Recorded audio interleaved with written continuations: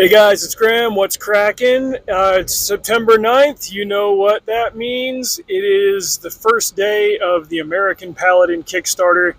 And according to plan, I was able to pull over and take my DOT break a few minutes before it went live.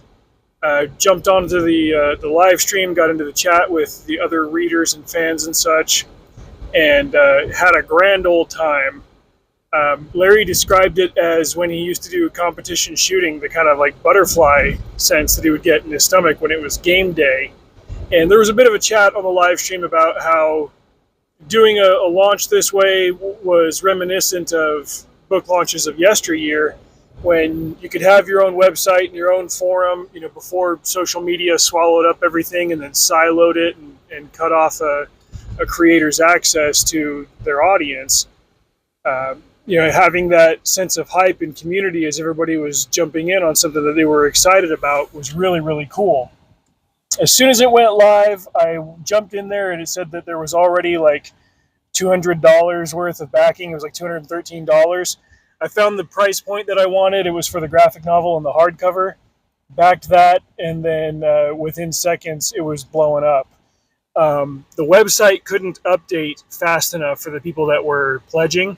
And so initially, they thought that it had funded in about 3 minutes, and then they assessed it down to 2, and then they got the official number back from Kickstarter a few minutes after that. It funded in 45 seconds.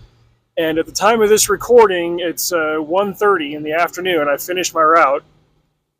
It was at 85,000 at 1 p.m. It's probably close to over 90 now. Just insane. Larry said that he's supposed to be writing today, but he's probably just going to be pathologically checking the updates, which if I was in his position, I would too. Like, I'm a fan and I'm checking it. I'm stoked for this response. It's cool to be excited about something and to have other people get excited in parallel. And like, it's like when you're all showing up for a midnight release of a movie, or back when midnight releases of books were more common. I know that you still get those for Sanderson. He's kind of an anomaly because not only does he have such a huge reader base, but he's also uniquely situated to do these releases at the BYU bookstore. He's still so closely associated with BYU that he can do that. But man, like 23, I was 23 years old, 2007, 18 years ago, when the 7th Harry Potter book came out, I went to a midnight release party at Borders Books on Stephanie Road in Henderson. The other two main businesses in that complex were Sports Authority and Toys R Us. So I think that's a trifecta of businesses that are now defunct. But I went to the midnight release party there, and there were people, showing up and doing cosplay, and the staff were all excited, and there were gimmicks and games, and we did the countdown at midnight. We all bought our copies, and my mom was there too. She was letting me read out loud in the car on the way home. Like, oh man. It was fun. Like the next summer, I think there was the midnight release for the 4th Twilight book. I was working at a bookstore at that time. I didn't have to work that night, but I took my girlfriend at the time to the midnight release. And, same thing. There was a sufficient amount of people that were hyped on it. There were girls that were showing up in prom dresses, imagining that they were there for whichever guy or whatever. And, not that I'm any fan of Twilight, but I recognize something hitting that level of excitement, and being able to kind of share it almost universally is really cool. In 2010, I was kind of hoping that there would be a similar kind of hype for the 3rd Hunger Games book, and maybe there was, but I was tied up with other things, and I couldn't sneak out to like a Barnes & Noble and see if they were going to have a midnight release party or whatever, so I kind of had to get hyped in other ways. But it feels like ever since that era, there hasn't really been that kind of let's all get it at the same time level of excitement amongst a fandom.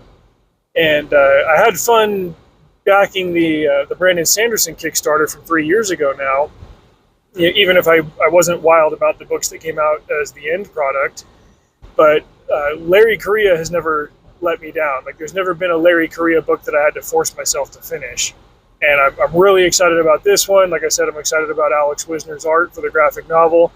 The way it's working right now, the actual novel, American Paladin, is coming out in June, but the graphic novel will be out before Christmas this year. And there are some other perks that I'm getting. I had to log back in and figure out how to add on the audiobook. So all told, I'm in this thing for about $100 with shipping, but that's fine. Like I saved up for it. I got my YouTube moolah all at once, and the timing was just perfect. So, man, it just feels good to be excited for something like the olden days. Anyway, since I finished work early, gonna run a quick errand or two. Gonna go home, and now I'm jazzed up and revved up to do my writing for the ARC prize.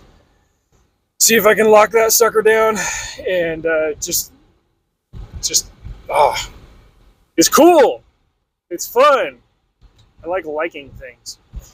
Anyway, book recommendation, I guess. Maybe you could try American Paladin by Larry Correia. Kickstarter details are in the description below.